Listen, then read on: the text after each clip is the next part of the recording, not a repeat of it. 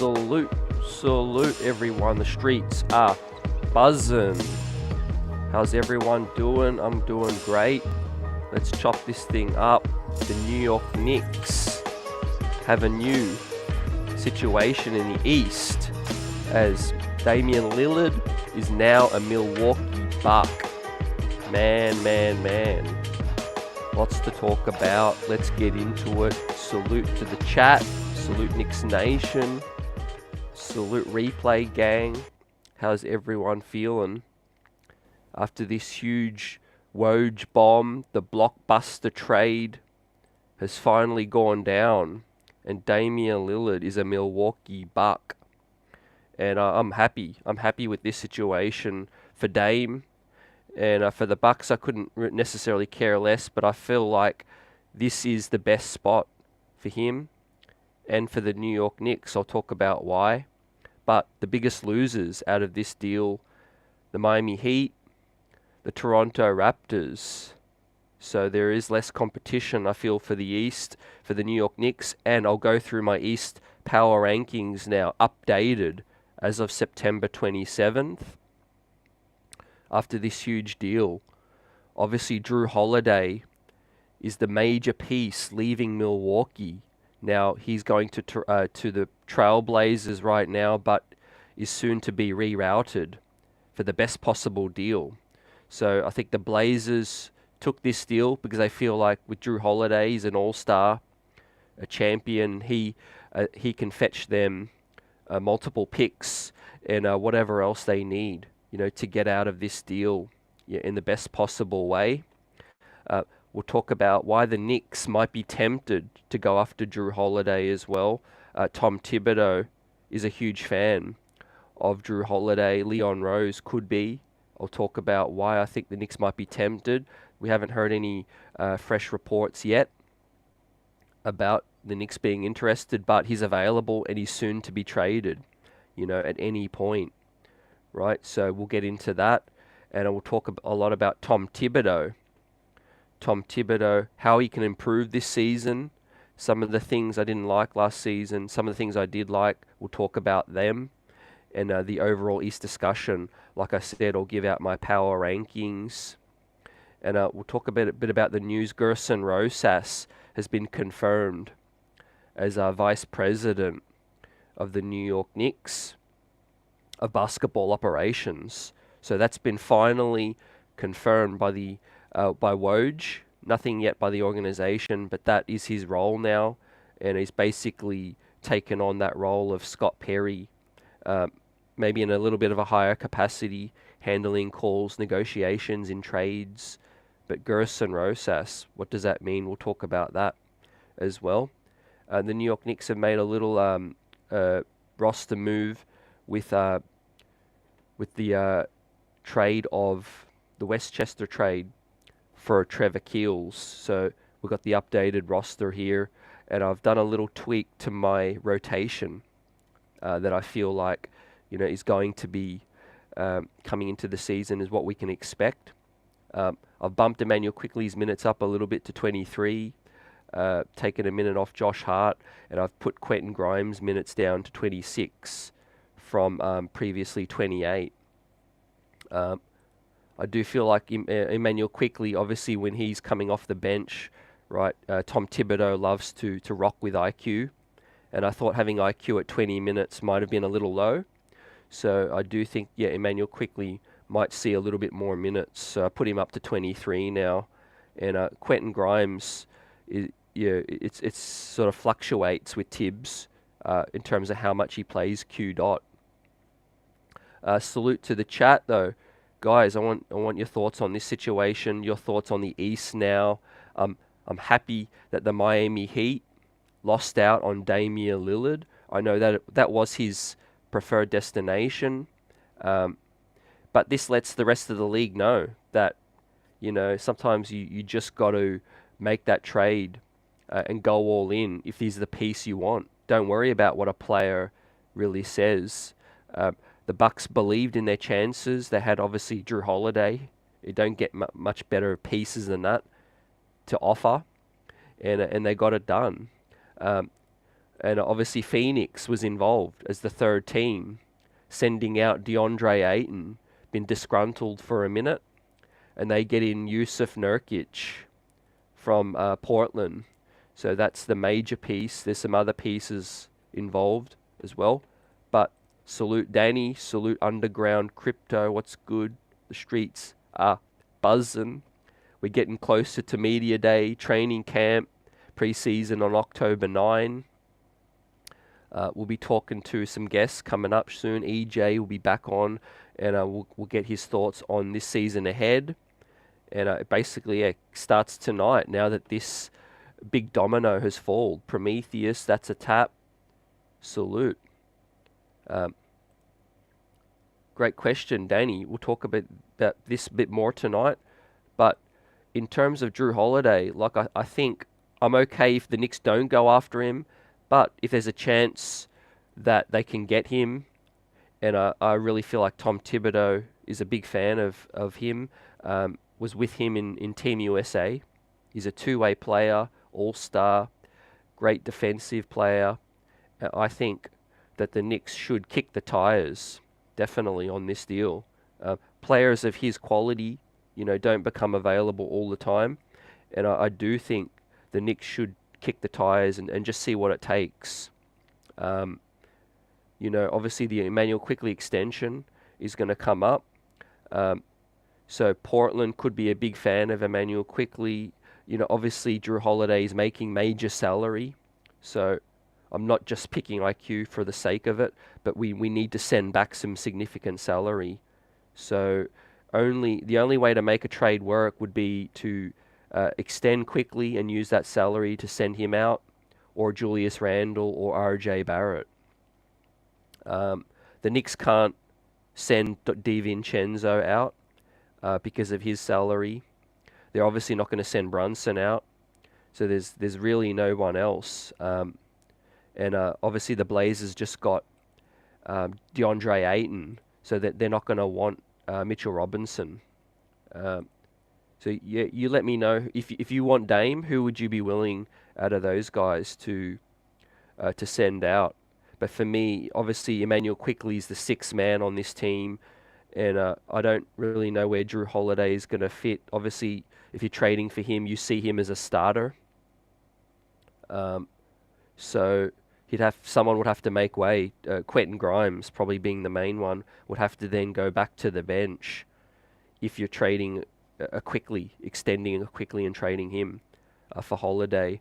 But knowing how aggressive Leon Rose is, I think the Knicks would be involved in conversations. If it's to go one way or the other, I think we don't end up getting Jrue Holiday. I think he probably ends up on a team more desperate. I don't think the New York Knicks are desperate at all. I think there's a fine balance with the New York Knicks roster right now. That's a tap. The East just got more heavy. Wonder if Heat will go all out for Jrue. They should. Definitely they should. And I think Toronto should. The two biggest losers in this Damian Lillard blockbuster deal. And mainly because, the Heat were banking on getting Dame.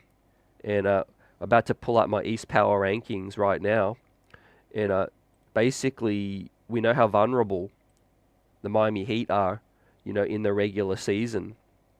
They turn up in the playoffs, but they struggled last season. They struggled, and they're a little older. They don't quite have the depth. And with that said, ladies and gentlemen, as of today, September 27, on the East Coast, here, my power rankings, the Milwaukee Bucks stay in number one. I had them in number one still based on the health of Middleton. But he's more of an X factor now. And the firepower that Damian Lillard and Greek Freak have is significant. So they're the top team, the top dog in the East right now. But I'll tell you why I feel like this was my preferred situation for Dame. Because I feel like they got a little better, but I don't think they got that much better. Whereas if Dame went to the Heat, then they become a true contender. But because of the Bucks losing Jrue Holiday and his two-way play, how important he is to their team, They got stronger offensively with their firepower now, but they lost a lot with Jrue Holiday. They lost defense and his two-way play. He helped them a lot offensively also. So, they bring in Dame time, and it's going to be electric.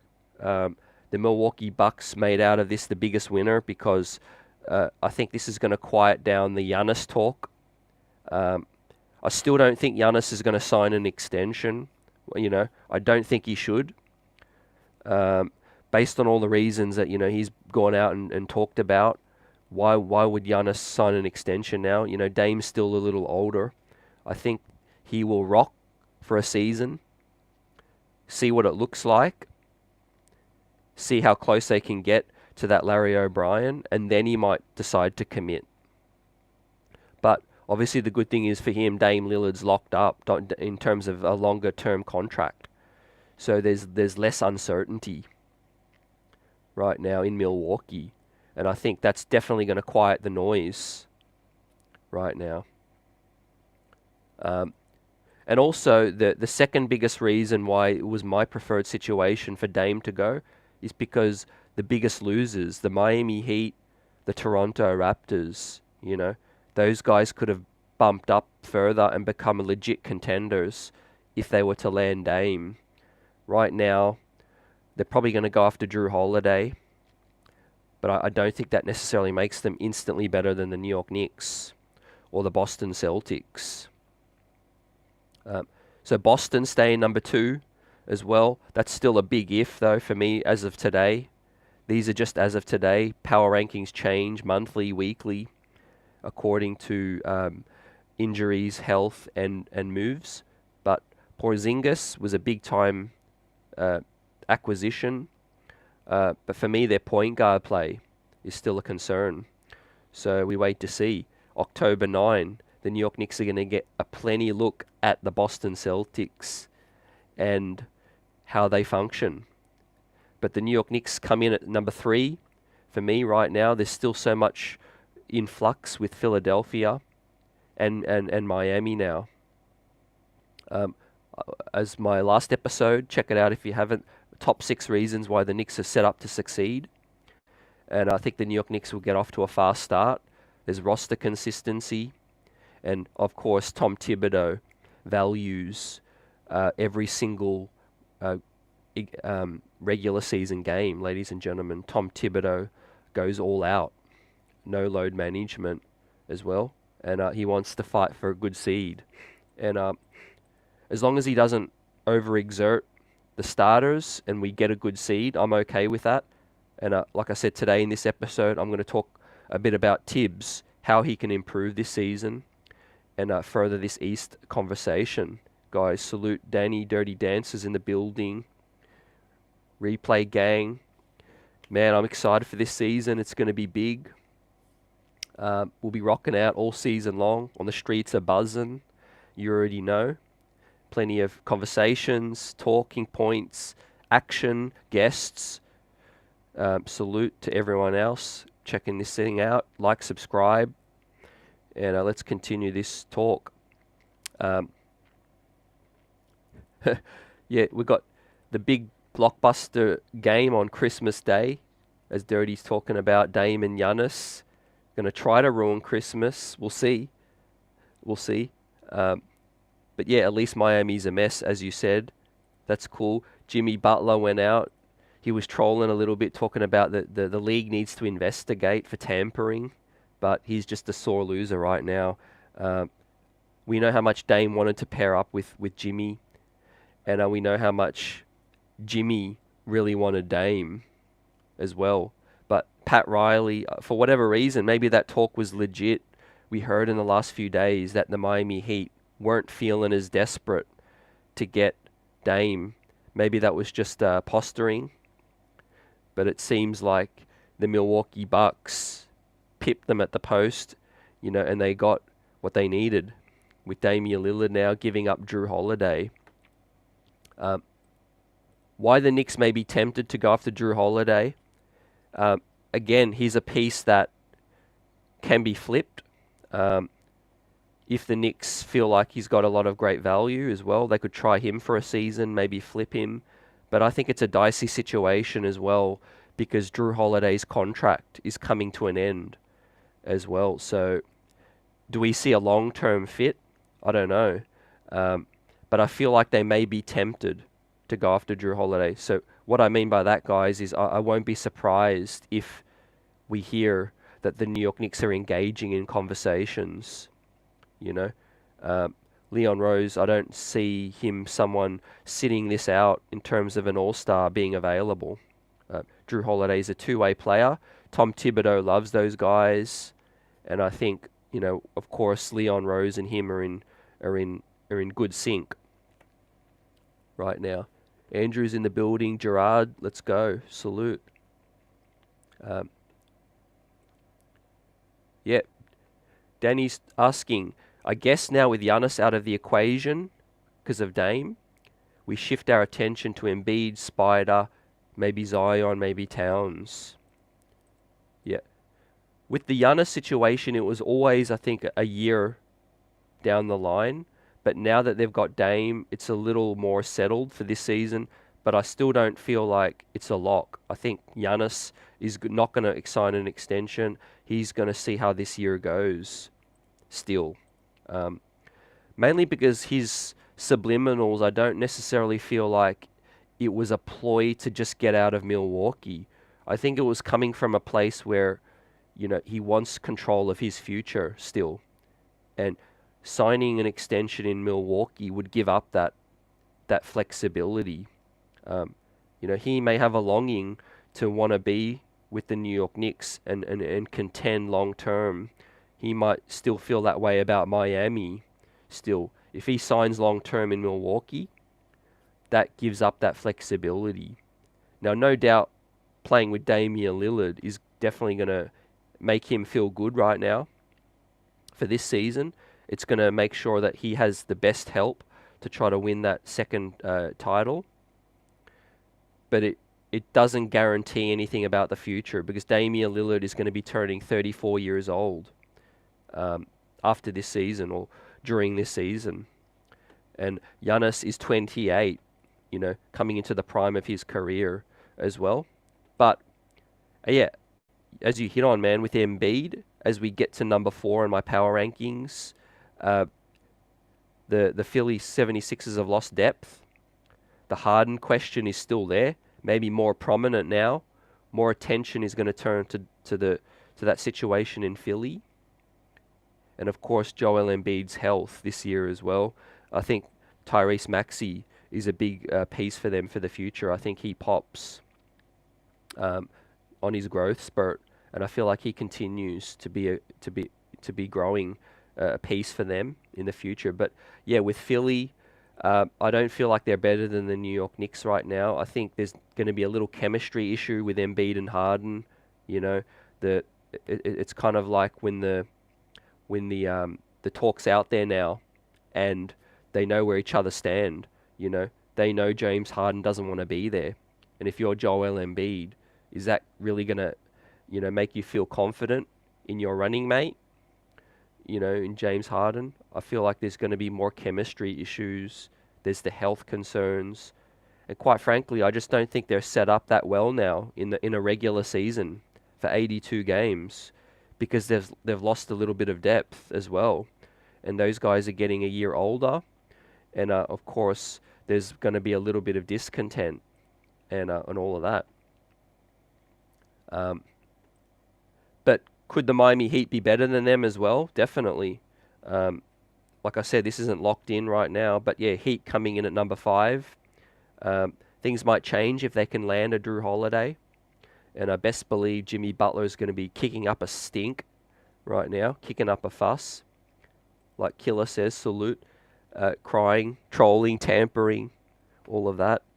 Pat Riley, him, they can't have it all, man. They got South Beach, 305, but they lost out on their guy now because they quite simply did not have the best pieces in the trade, ladies and gentlemen. You could cry all you want, but you know, at the end of the day, Miami Heat lost out because the Bucks had a Jrue Holiday, to put out on the table. That's a major piece for anyone, ladies and gentlemen. I'm not surprised why Portland took that deal, and because it's getting so close to training camp as well. Let me know, guys, about your power rankings too. If it differs at all, let me know right now where things sit. But yeah, Cleveland, as we talked about, they've got more consistency. They've added wing depth. I think Indiana's going to come up with some growth. Tyrese Halliburton, I think, is going to go to another level. They got Obi. They got some good draft picks coming in and a good veteran coach. I think Atlanta could be poised to bounce back a little bit, but 8th isn't exactly a great desirable position. They've got the new coach. They've got some depth concerns. I still feel like a team like Chicago with Levine, DeRozan, and Vucevic, I still think that's better than the Toronto Raptors in terms of star power, which is why I've left out the Raptors here at the moment. And I don't want anyone to sleep on Orlando Magic, because Paolo Banchero, Franz Wagner, their guards coming up, Jonathan Isaac, I think if he's healthy, I think, Orlando are just really, really deep. Orlando's really deep with a young core. I really feel like Toronto might be a candidate to trade OG as well, and Pascal Siakam, which is why I've got them sliding. And also with the Brooklyn Nets, I feel like things are in flux with them as well. We don't know what Ben Simmons is going to look like. There's a lot on the shoulders of Mikal Bridges as well. But the Raptors, the Nets, they could definitely claim one of those final play-in spots right now. This is just the power rankings as of today, not necessarily how I think the East is going to look for the standings as well. Gerard's saying the Knicks don't have a closer in the front office for this situation. Did you want to get Dame? You thinking about other situations as well? I think the Knicks are sitting pretty. I feel like they're not feeling the urgency of some of these other teams.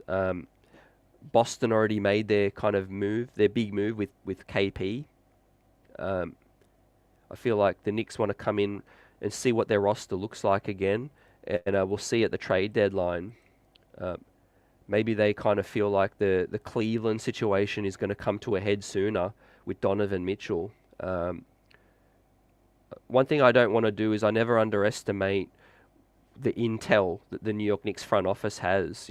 They obviously know more than we do through talking to executives, talking to other agents, player agents, all of those things through back channels. We knew Jalen Brunson wanted to be a Knick. We would have to know that Donovan Mitchell wants to be, at least here as well as maybe some other places, but at least knowing that he would welcome being a New York Knick. Through connections, Leon Rose would definitely know how Joel Embiid is feeling about that situation as well. So they know things that we don't hear publicly yet. So, the Knicks could be holding on, is what I'm trying to say. We could be holding on, knowing that there's still those big fishes there. But to sum it all up, happy for Portland. They got Ayton, they got Jrue Holiday, which they can flip now and improve their team even more. They got a little bit more depth. Happy for Dame, where he can now contend, but I feel like at least another contender didn't jump up, and add themselves into the mix, because I already had the Milwaukee Bucks as the number one team to beat. This definitely makes the Heat weaker now. There's no other way to slice it or dice it. They lost Max Strus. They lost Gabe Vincent. And unless they get Jrue Holiday, they're a much weaker team. So Jimmy's going to be pushing now for some urgency. And we see... we also need to note the Miami Heat did sign, I think, Kelly Oubre. So that was a solid move for them. They needed to get that done. But the New York Knicks, as I mentioned, the Westchester Knicks traded the rights to Trevor Keels. So farewell, bon voyage, Trevor Keels. Hopefully he can find his feet somewhere, all the best. But it didn't work out for the New York Knicks, so Trevor Keels won't be coming into training camp anymore. We obviously added Ryan Arcidiacono to the roster now as well. That's my minutes allocation, my rotation coming into the season now. Let's see if we put our hat in the ring for a Jrue Holiday. I don't feel like it's that likely. We'll wait to see. He's obviously a talent that any team would love to have, but simply logistically, to get that deal done, the New York Knicks would have to sign and trade quickly, or trade RJ Barrett, or trade Julius Randle to make the salary work. And I just don't feel like that's likely right now. But hopefully Jrue Holiday doesn't go to Miami or Toronto. We'll see. Let's shout some more people out. Yep, Jimmy Butler's crying. Dirty Dancer feels like the Cavs will be like a 2 seed, but come up short in the playoffs like Spider always does. Yeah, you talk about size, physicality, closers. That's why I don't have the Cavs so high right now. I feel like Jarrett Allen is a solid kind of more one-way big man. I think a lot of their hopes ride and die with Evan Mobley, his growth. And of course, I really don't. I understand the critique of Garland and Spider and that pairing. I don't expect them to do much more in the playoffs. I think they had their ups and their downs, but I just don't feel like they're a good defensive backcourt. And I think the Knicks will again out-physical them. Will kind of bully them again with their size, especially with our backcourt size over theirs. We could play Hart, we could play DiVincenzo, Grimes. Barrett can slide to the 2 as well, post up. I think the Knicks have the edge in the backcourt as well with physicality. Shannon's in the building, salute. Happy Miami didn't get him. Now I hope none of the contenders in the East get Jrue. Yep, feel the same way. Absolutely, man. Now, if we're looking at what the Blazers might want for a Jrue Holiday, they're obviously still rebuilding now. They've got young guards with Shadon Sharp, with Scoot, and of course they've got their young big man now with Ayton. So I think what they're going to want is draft picks. They're obviously going to want the matching salary, maybe a player that they could integrate or send trade later or waive some expiring salary. That's where the Evan Fournier situation does come in, where they might want draft picks and they might want some salary leaving the books, like an Evan Fournier. We'll talk a little bit about Evan Fournier tonight, because there's a story drop on some quotes about Evan Fournier. But Almighty's in the building as well. Salute. The streets are buzzing, smashing that like button. This is what would make the trade work: Fournier, IQ, and a pick. That's definitely something that I think would interest the Portland Trailblazers. I think they've been long fans of IQ, and then the draft pick, man, like you spoke about as well. And like I said, I started with IQ because I think it makes the most sense, because he's, as much as the Knicks love him, I love him, and he's a great New York Knick, but he's the sixth man on this team. And if you're bringing in a Jrue Holiday, he's definitely in the top 5 players on the team. So, you're still upgrading, but the situation with Holiday's age, contract, all of that could be a deterrent.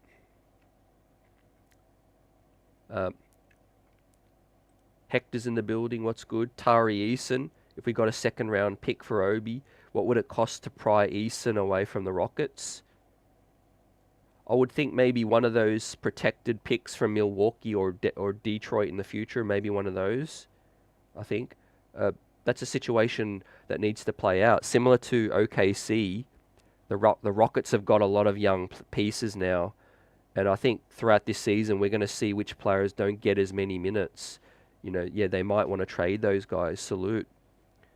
I love Tari Eason. Great size, great defensive uh, potential right now. He's a great defender, and he's going to be elite in this league. Salute Ilmatics. What's good? What's good? Um, yeah, so if anyone just coming through, salute. My East Power rankings right now. I'm happy that he's a Milwaukee Buck because the Heat lost out, Philly lost out, the Raptors lost out, and I feel like the Bucks were always the team to beat for the New York Knicks. Let's keep it a buck. If the Knicks faced the Celtics in the Eastern Conference Finals last year, I would have felt good about our chances. I think we always match up quite well against Boston. There's concerns over Boston's point guard play, Kristaps Porzingis' health as well, and our depth in the backcourt with DiVincenzo now, with Quickly, with Grimes coming up. We'll do an episode also before training camp in terms of my breakout players to watch and players who might regress. But Quentin Grimes is definitely that guy that I'm expecting big things this season for. The front office loves him. He's a part of the future. He's a huge building block for the New York Knicks. This season's going to tell me a lot about Quentin Grimes in terms of, is he the long-term solution at the 2 spot for the New York Knicks' chances of winning a championship? This season's going to tell us a lot, ladies and gents. Jay Dragon's asking, is Miles Turner still in contention? I think Indiana's happy to keep Miles Turner right now. Yeah, and I feel like he's going to stick for a minute. He's going to stick there. So the New York Knicks could be tempted to go after Jrue Holiday. I won't be surprised because of the talent that he is. But I just don't think he's an ideal fit right now for what we have to send out. But if the team maybe didn't have long-term ambitions to hold on to Emmanuel Quickly, I could see that as a potential deal that could be discussed. But you kind of still need an IQ if you're going to go after a Spider Mitchell, Joel Embiid in the future, someone else, then you'd still need that major piece anyway. And I just don't think Jrue Holiday is a piece that is going to put us over the top. Right, he's a better defender than Jalen Brunson, but we have our point guard, and how many minutes are there to give up, to get a Jrue Holiday in here? Is he going to move the needle that much? The other candidate to get traded here would be RJ Barrett, but we lose more size. That's the issue there as well. Jrue Holiday is a better two-way player, absolutely, than RJ, but we lose that extra size too, fam. Also, the factor is of Jrue Holiday's contract. Like I also said, as it's our clutch week, we see some highlights from last season, some great moments. Looking ahead to this season, there's going to be even more moments, but yeah, that was a big one. Where Jalen Brunson, basically, this was at the point where the Knicks season was turning, and we put the NBA on notice when basically Jalen Brunson was elevating his play to being like an all-star level performer. He crossed up one of the best defenders in the NBA, Alex Caruso. That was huge. Salute to JB. We have one of the biggest shots in NBA history, not just New York Knicks history. LJ 4-point play.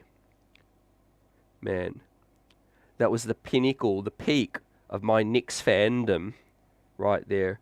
The crazy 1999 run, unlikely run to the finals with Spreewell. We had a young Marcus Camby beating the pacemakers. Man, that's the pinnacle of a lot of Knicks fandom right there. Salute. We have a big one in the 305. We'll just rub it in further for the Heat. Julius Randle's big shot. That was crazy, not going to lie. I thought Julius was going to turn the ball over again.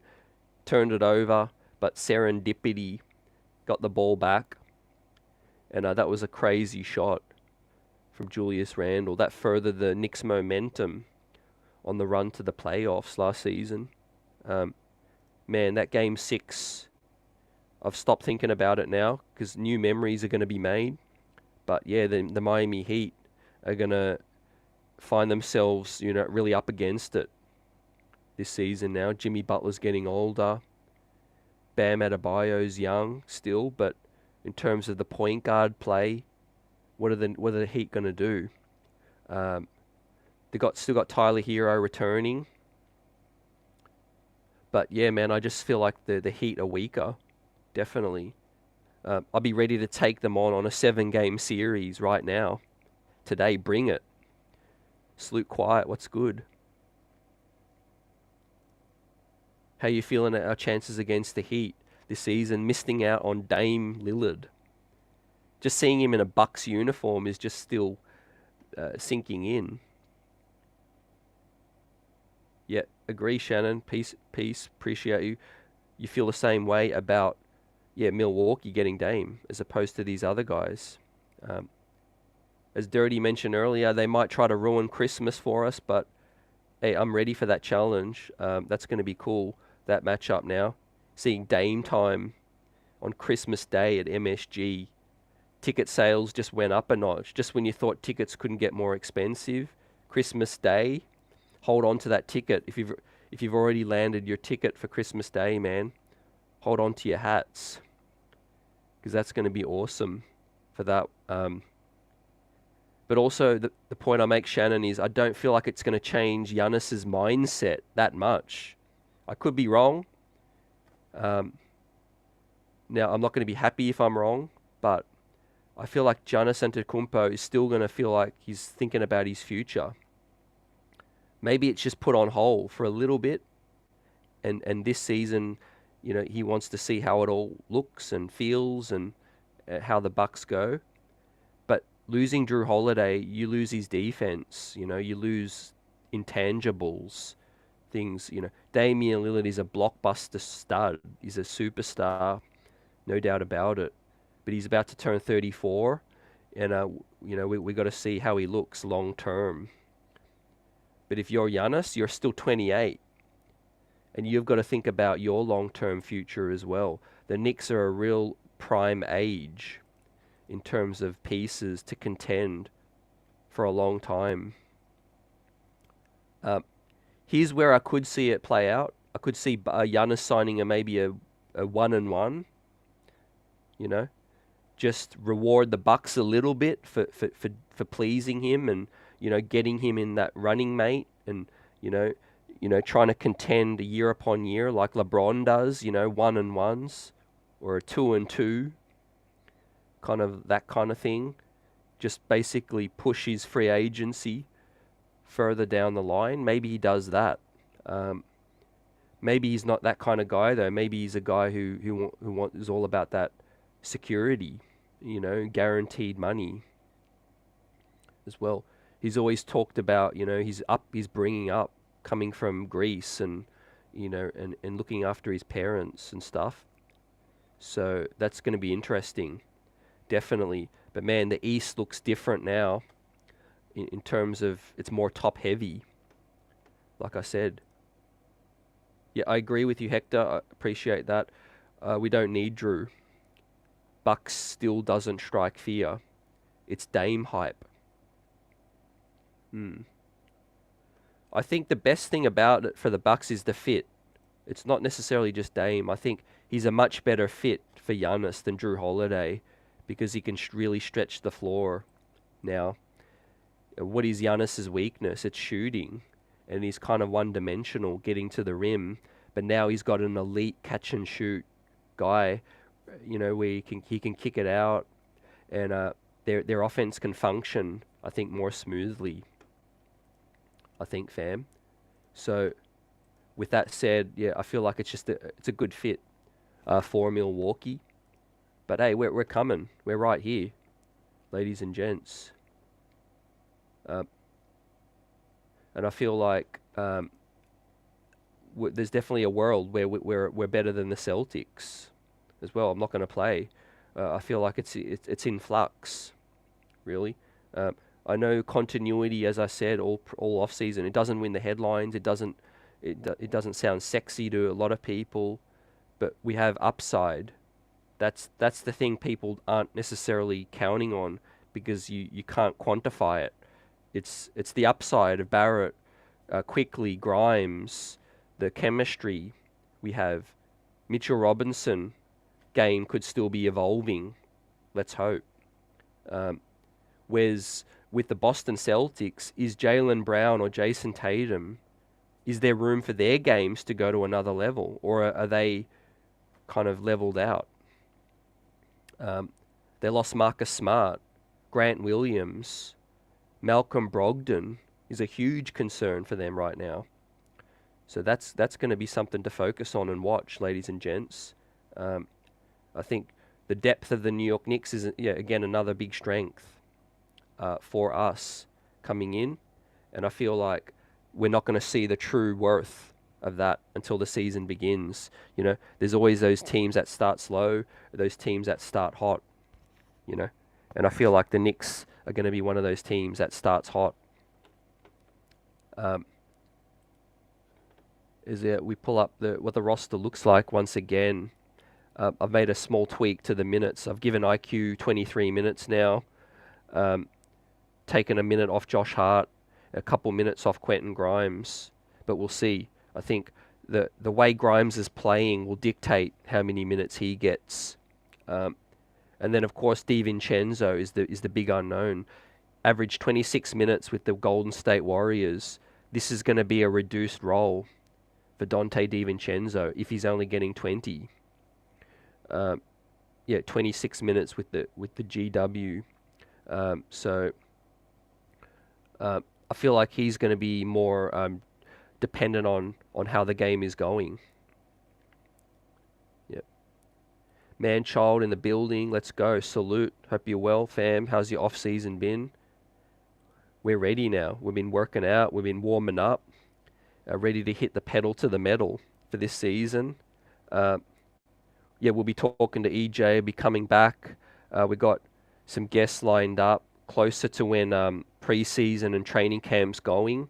A lot of the guests that I've been talking to just want the action to begin, and we can have a bit more to talk about. So don't worry about that. We'll be talking to some people. We wait for training camp media day. We'll be talking about the quotes, all of those things.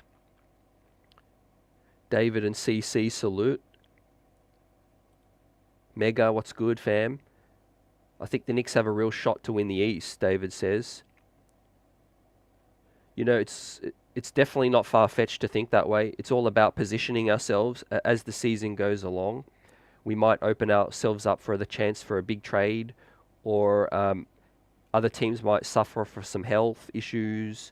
Our depth is going to improve. I think our options as the season goes along, no doubt. But Milwaukee's more top-heavy. That's the way the East is going right now. The Heat are going to slide a little. Philadelphia is going to slide, losing that depth as well. Dirty Dancer believes a lot more in Cleveland in terms of that. I could see Cleveland finishing higher, definitely than 6th. I could see them overcoming the Heat, the Sixers as well. We'll see. Spider's going to come back on a mission. They'll be disappointed, finishing above the Knicks and then getting swept or close to swept, gentlemen swept. And I think they're going to have a chip. They're bringing in a solid wing, Max Strus, Georges Niang. I think, Cleveland definitely got stronger. So I'm not trying to sleep on them either. We'll see. We'll see how it looks, fam. But let's talk a little bit about Tom Thibodeau. Now, guys, I want to get your thoughts. I'll give my thoughts on, where I see Tom Thibodeau able to improve this season. And that's within the confines of how we know Tom Thibodeau operates. So there's a few things I've listed. We'll go through it. Yeah, hypothetically agree. Yeah, Jrue would have to be the starting 2 guard if the Knicks are interested in exploring that deal. I feel like, because it doesn't make any other sense to trade a Barrett or a Quickly or a Randall to have Jrue coming off the bench. That's not going to be a possibility. Drew's definitely going to be a starter next to Brunson, and all it would mean is if Grimes is still here, he would just be a bench player then. Unless RJ Barrett went in the deal, then you would think Grimes is our starting 3. Or Josh Hart, potentially as well.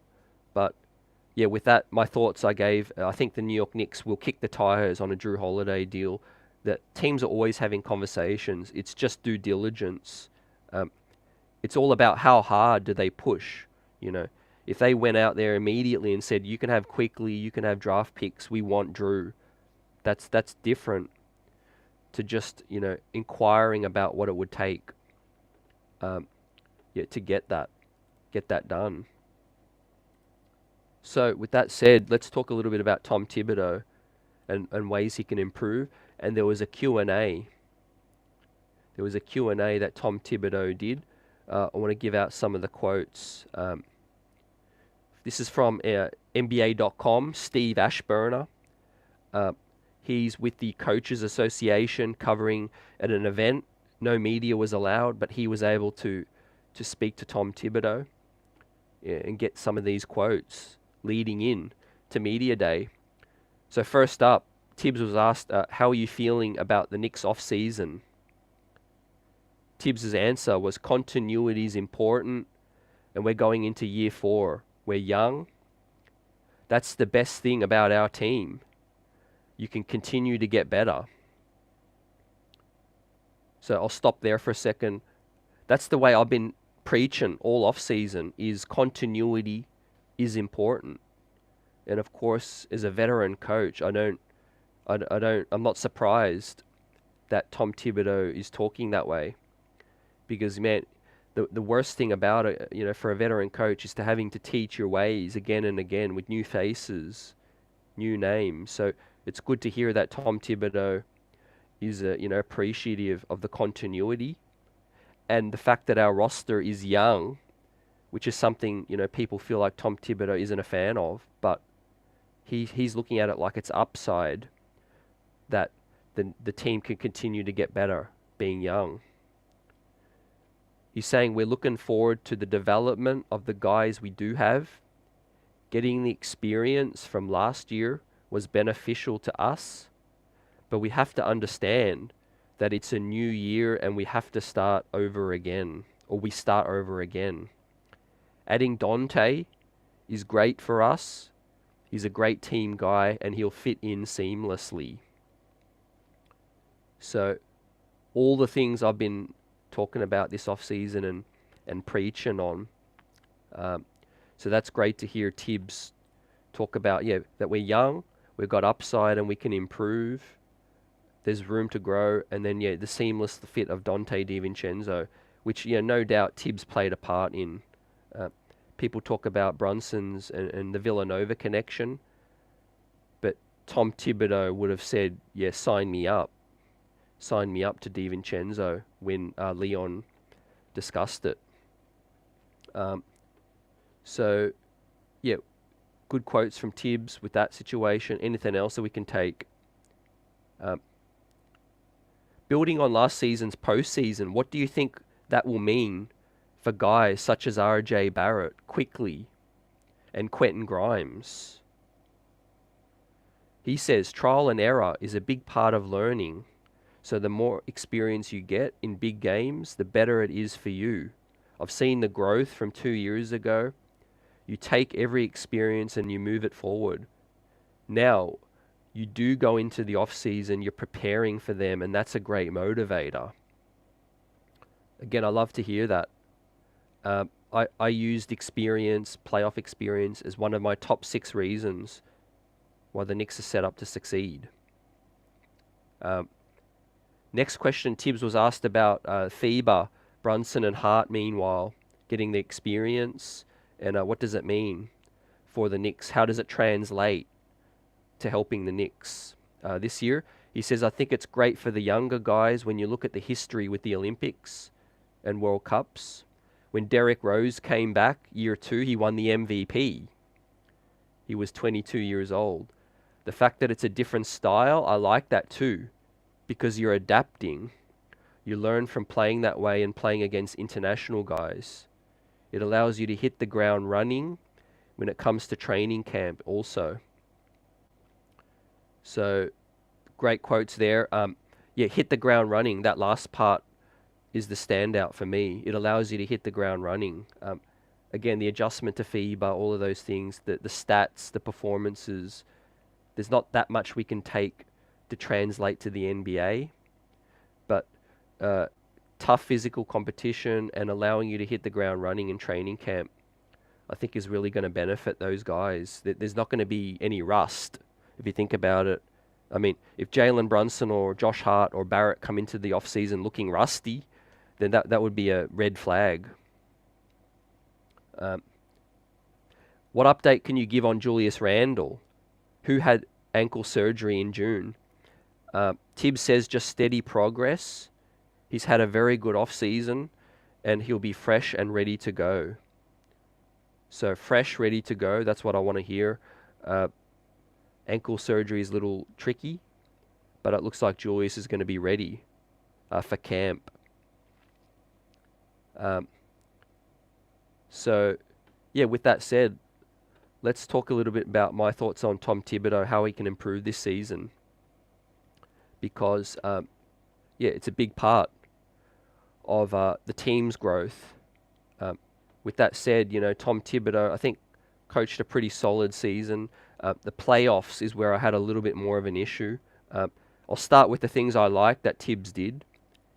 Those things were switching things up, playing the young players more minutes. You know, he had faith in Quentin Grimes.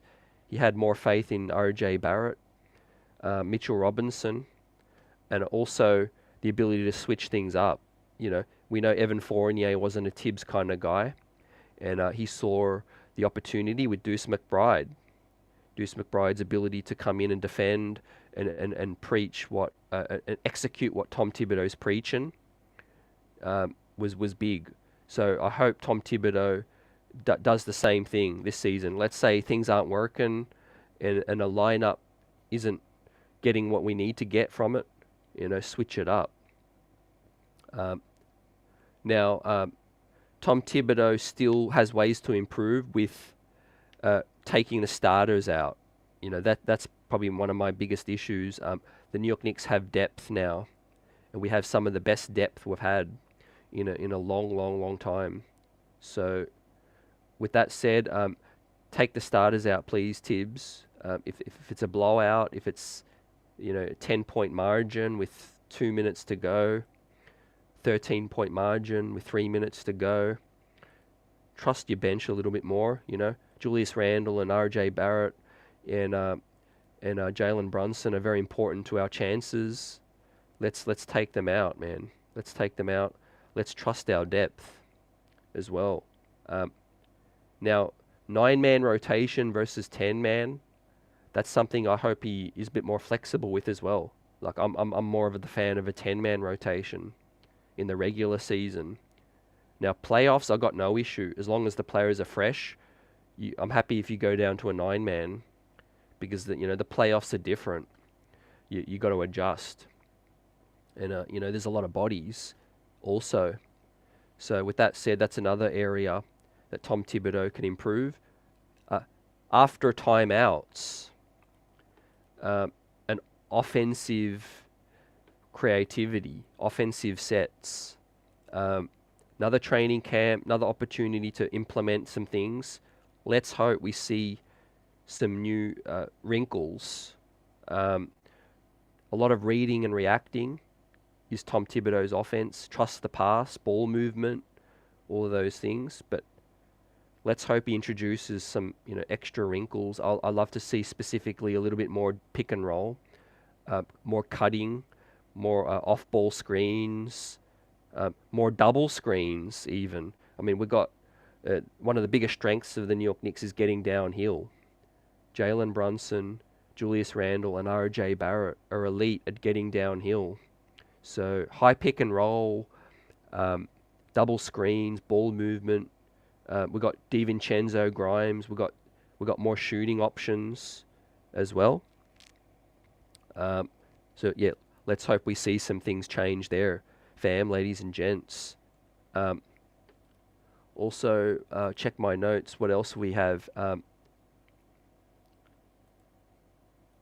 Yeah. So, man, yeah, the ability to hold players accountable.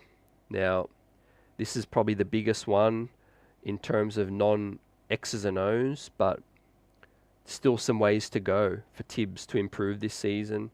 Now, he's obviously a veteran coach, doesn't want to lose the confidence and the temperament of their veterans, specifically more towards Julius Randle. But you got to hold a leader accountable, right? As much as leaders hold the locker room accountable, you've still got to hold your leaders accountable as well.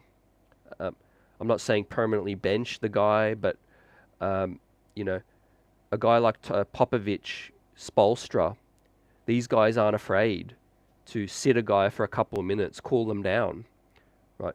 If it's a game where we're a little bit out of control or frustrations are creeping in, because players are human, they get frustrated. You as the coach are supposed to keep your level head and have a word to those guys, sit them down, say, hey, I need you to be better here. Just sit on the bench for a minute. I'll bring you back in. It's simple as that, man. Sometimes some discombobulation can hurt the team, in a critical stretch of a game. I'm talking specifically, later in the season and playoffs. Also, it has a good trickle effect for the locker room. There's nothing worse than pissing off some of the younger players or the locker room when you hold a player to a different standard. You're trying to up coach and instill a philosophy with all of the guys, and if you deviate from that philosophy with one or two guys, that sets a dangerous precedence. So and then also overplaying favorites like Josh Hart, those guys, please just play the hot hand. That's one of the biggest issues I had with Thibs last year. There were some guys that were hot, and I feel like they didn't get the ball enough at times. That's one of the struggles with more flexible offenses. Reading and reacting, all of those, and minimal sets, right? Coaches with deep sets and X's and O's and that are really skilled, they're really good at getting your skilled guys a better look, because if they're hot, they're hot. Run them downhill, run them off some screens, all of those things. There are some times when let's say Barrett or Quentin Grimes might look great, hit a couple in a row early in the quarter, and they don't get another shot until like 7-8 minutes later. They don't even touch the ball more than twice. So yeah, you could look at Jalen Brunson that way as well. Offensive minded. I'm not going to dance around that. Jalen Brunson's a solid point guard with passing skills, but he's more offensive minded. So hopefully, he does a better job. At getting a feel for the offense, who's comfortable, matchups, mismatches, all of those things, fam. Salute. Hope FIBA negates RJ's historically slow starts to the season. Yep, I love that point, fam. Yep, that's a great point. And I feel like RJ Barrett's confidence, he's a confident player, but his game kind of goes to another level. When he's in a groove, and when he's feeling good. So I salute to that. And I feel like, yeah, RJ Barrett had a really, probably his best off season, you know, winning a gold medal, all of those things. And I feel like it's going to carry into the season, man. We got some emojis coming up in terms of RJ Barrett's off season. The 3-point ball, let's hope, is also another huge factor for Bully Barrett. Dunross, salute. What's good? I think IQ should start as a point guard and Jalen Brunson is a shooting guard. I know that IQ wants to start too and wants that money. Grimes is going to be off the bench. I hope that he's okay with it. Whilst I don't think that's going to happen with the Knicks, I agree with you that Emmanuel Quickley is a starter in this league, or is bound to be coming up. I just don't see that happening with the New York Knicks. I think the Knicks want to invest big time in Quentin Grimes, and I feel like right now he's the starting two. Now the New York Knicks made the move for Donte DiVincenzo. He's the lone major piece to this puzzle that we brought in this off season. I think it's been a little underplayed, just because it happened early and we kind of thought, okay, like what's next? Same way when we got Brunson last year and we were waiting for the Donovan Mitchell talk. I feel like with Donte, he's going to surprise some people. I really feel like Donte DiVincenzo, in a minor role, but with a capability of playing a major role. That's why I love this acquisition so much, because DD can shoot, can defend. He's at a place where he wants to be. He's comfortable with his former college champion teammates. He's locked up for 4 years, no options, like 4-year guaranteed salary. The biggest he's been paid in his career as well, big market. I think he's going to get that shine that he hasn't had in his career yet. Now, I know he's played in Golden State, but I think he's going to be a little bit more prominent with the Knicks, especially when we make a future trade. I think DiVincenzo is going to be a major bench piece. I think when the roster gets a little bit more thin. But for right now, he's a guy who could close. He could shoot. He's got deep range. He's got the size, and yeah, he can play above the rim a little. He's got hops. He's a good athlete. Shannon says, Giannis will still be in wait-and-see mode. Agree. The window is still the same for them. Yep, still the urgency. They have to make it happen in the next 2 years with Dame. That's the same timeline that they had with Jrue. Yep, absolutely, fam. Agree with what you just said, echoing my opinions on it. Yeah, we bring up the eyes now. It's a wait and see for Giannis Antetokounmpo, because let's say they look good, but they don't win the title. Has anything really changed? Like he wants to win, So, as I said, man, I agree with you in terms of I'll be baffled if he signs an extension. If he wins a chip, he may not sign an extension because he might still feel like it's the twilight years of Dame, and I need a better foundation is the word I would use. I think the Bucks are no doubt set up to win this year as well as any other team. But is their foundation as good as the New York Knicks or some other situations long term for a 28-year-old Giannis? We wait and see. But as I mentioned, and I'll mention it again, the best move this was for Dame because of fit, and fit for Giannis because he can dribble the ball, he can handle it. Giannis doesn't have to, run up and down the court, like he did before. So, yeah. With that said, I feel like it's the right fit for Dame, and for Giannis. But what I think's most likely right now, I think if they get close or they contend, I think it'll be like a 1-1. Maybe Giannis might want to sign a little bit of a guarantee, and just see how the chips fall. but I really don't feel like Giannis was the number one option that's most likely for the Knicks. I think Joel Embiid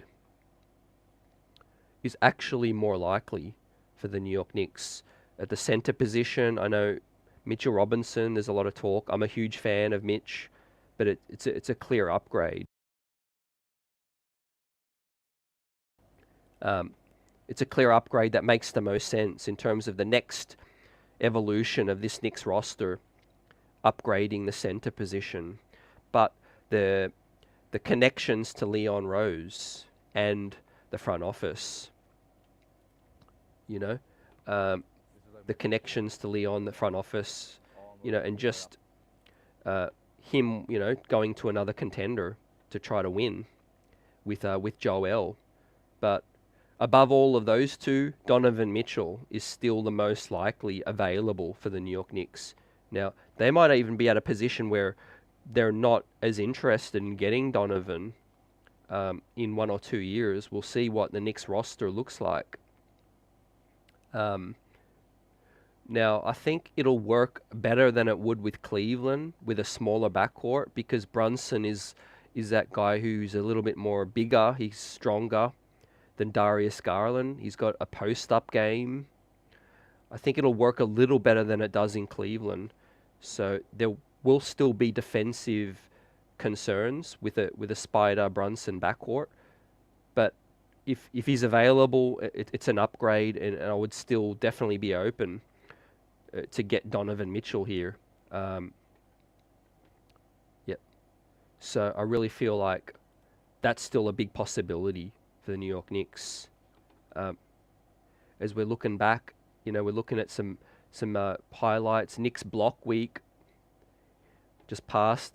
Nate Robinson blocking Yao Ming. Man, who could forget that highlight play there? David Lee, once a Knick, always a Knick. So yeah, we talked about Tom Thibodeau. What do you guys hope to see with Thibs this year? I'm seeing a guy who's a little bit more open, sort of relating to some of the youth, appreciating the youth on the New York Knicks. Now, he's definitely not a developmental coach, or, he hasn't done a complete 180 in terms of, loving the youth, but he's appreciative of the Knicks youth, the ability for them to improve and help this team take another level. So that's great. I think he appreciates the work ethic of Emmanuel Quickley, Quentin Grimes, Barrett, the professionalism as well. I mean, those guys, they're not in the headlines. They don't, get into off-court issues. We got some good young kids. Deuce McBride also you could throw in there. Jericho Sims, Mitchell Robinson. Those guys hold their own in a big market. And I think Thibs appreciates that. But what Thibs has got to get better at, is offensively, after timeouts, calling timeouts better, more timely, taking the starters out in blowouts, spreading the minutes around a bit more, hopefully a 10-man rotation in the regular season. What else? Some players holding the leaders accountable. I feel like there are opportunities that he can do that, and not falling in love with the favorites. So let's hope we see a great year from Thibs, the best year possible. But offensively, I've still got some concerns over the rigidity of the offense. I think we could be far more creative with spacing, with player and ball movement. A lot of the offense, as we know, is isolation heavy, and it's it's players standing around, players not moving as much as they can. But today was kind of not bad news for the Knicks. It was fine because the Heat got worse. The Raptors definitely have gotten worse this season. The Bucks, the new look kings of the East so far. We'll wait to see the chemistry, fam, and how it looks. But with that said, let's continue the conversations.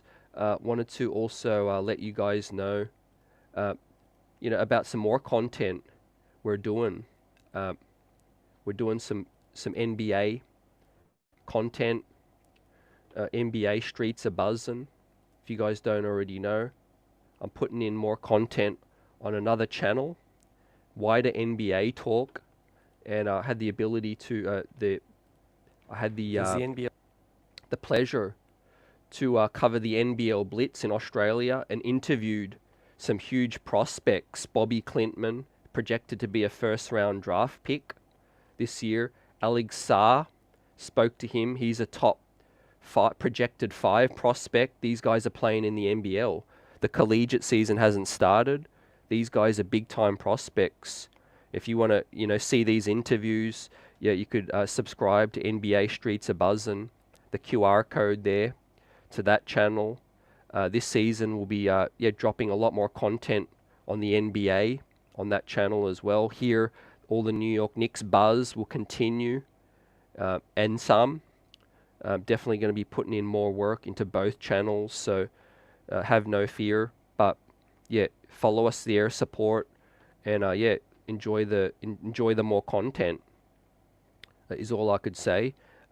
Bobby Clintman is intriguing prospect, 6'8" wing. Defensively has huge potential. Can shoot the 3. Is excellent off-ball mover, cutter, and he's coming up. Now, he played a year with Wake Forest. Could have gone drafted. All the talk is that he would have got drafted in the first round or early second round, but he decided to go pro and improve his game, improve his draft stock. He's a top character. He's going to do well professionally this year in the NBL, as well as Alex Sarr, who's causing waves as well.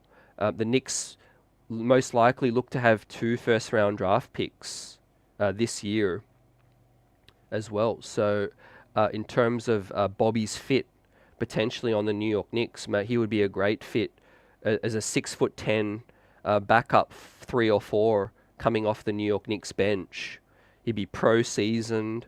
He can shoot the 3, and he's an excellent defender, and he's long. His standing verticality is huge. And like I said, he's a great player. He's a great character. He's got good foundations, playing college and pro now. And he's 20. He'll be 21 years old coming up. Now, I also had the pleasure of interviewing Alex Sarr, who absolutely balled out against the G League Ignite, G League Invitational. He's a 7'1" center, 4'5", with crazy wingspan, athleticism, moves like a guard at 7'1". He's from France, so yeah, the French national team could look scary in a few years. His ability to block shots was insane, and yeah, he's in the conversation now for the #1 overall draft pick. So I'm going to be able to cover him closely this year. Interview him some more, hopefully. But yeah, it was great to talk to Alex Sarr at the NBL Blitz last week. And all those interviews, more draft content, NBA content at NBA. The streets are buzzing. So salute everyone. Replay gang, let's go. We'll get ready to wrap this show up tonight, and we'll be back on in a few days as the dust settles with the Damian Lillard blockbuster deal. Man, what a huge deal it was. I'm just glad that the Heat didn't get him. Yep. And happy for Giannis, first and foremost. Look, Jrue Holiday, that's the cruel nature of the business with that trade, but business is business. He's looking to get paid, and hopefully Jrue Holiday finds a long-term future fit for him and his family and his career. But it might be with the New York Knicks. It's going to be a little bit more tricky. It'd have to be the salary of Quickly signing and trading, or Barrett or Randall. But I think conversations are going to be had. I think the Knicks, it doesn't change where I feel like we're going to fit in the East right now. We're third in my power rankings. I think the ability to get off to a fast start, it's going to be great this season. Training camps, just days away, coming up, media day, and the streets are buzzing right now. A big year for this squad. I think the ability to improve with upside, with the youth, the consistency and the age range of our veterans is perfect. Yeah, Tom Thibodeau has got to push some buttons to make it all happen. And I think Leon Rose is still constantly on the phone, you know, talking to executives, agents, you know, ready for that next all-in move. Gerson Rosas, we talked about him tonight, and how he's going to handle a lot of the phone calls, discussions coming in as the Vice President of Basketball Ops, and carrying on the work from Scott Perry with these conversations, fam. But yeah, appreciate all the questions, the insight in the chat. Salute Replay gang. Streets are buzzing. Smashing that like button. And I'll catch you on the next one. CT out. Peace.